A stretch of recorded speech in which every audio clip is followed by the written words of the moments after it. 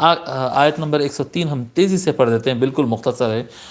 اللہ تبارک و تعالی فرماتا ہے وَلَوْ أَنَّهُمْ آمَنُوا وَاتَّقَوْا لَمَثُوبَةٌ مِّنْ عِندِ اللَّهِ خَيْرٌ لَوْ كَانُوا يَعْلَمُونَ، اور اگر وہ وَلَوْ أَنَّهُمْ، اور اگر وہ آمنوا ایمان لاتے، واتقوا اور پرہیزگاری اختیار کرتے، کس پر ایمان لاتے صاحب؟ جو آیت نمبر 101 میں ہے۔ آیت نمبر 101 میں اللہ کے رسول اور اللہ کی کتاب کا ذکر ہے جس کو انہوں نے رد کیا ہے۔ یہ ہم آیت نمبر 103 میں ہے نا، آپ اس سے پیچھے جائیں۔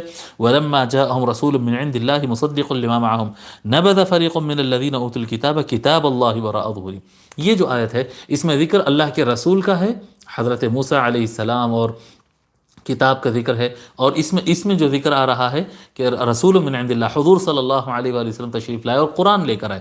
اگر یہ یہودی یہ کیا کہتے ہیں حضور صلی اللہ علیہ وآلہ وسلم کو مان لے، ولو انہم آمنوا، اور اگر یہ یہودی اور اس طرح کے اعمال کرنے والے افراد اگر رسول اللہ کو مان لے اور قرآن کو مان لے، واتقوا اور پرہیز کرے، کس چیز سے پرہیز کرے، کس چیز سے دور ہو؟ جو آیت نمبر 102 میں ہے۔ 102 میں کیا ہے؟ ہاروت ماروت اور شیاطین کے منتر وغیرہ۔ اگر منتروں سے آیت نمبر 102 میں جو ذکر ہے اس سے پرہیز کرے، اور آیت نمبر 101 میں جو ہے رسول اور قرآن، آقا صلی اللہ علیہ وسلم اور قرآن، ان کو اگر مان لے، اگر یہ دو کام یہ لوگ کر لیں، لَمَثُوبَةٌ مِّنْ عِندِ اللَّهِ خَيْرٌ، تو ان کے لیے اللہ تبارک و تعالیٰ کی طرف سے جو ثواب ملے گا وہ ان کے لیے بہتر ہے۔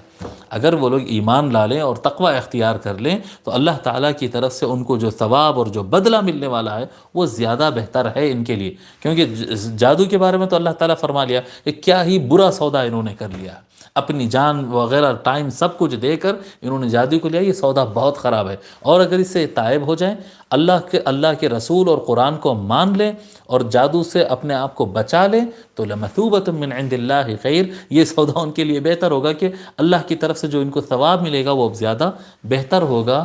لَوْ كَانُوا يَعْلَمُونَ، اگر ان کو علم حاصل ہو، اگر یہ جانتے ہوں تو۔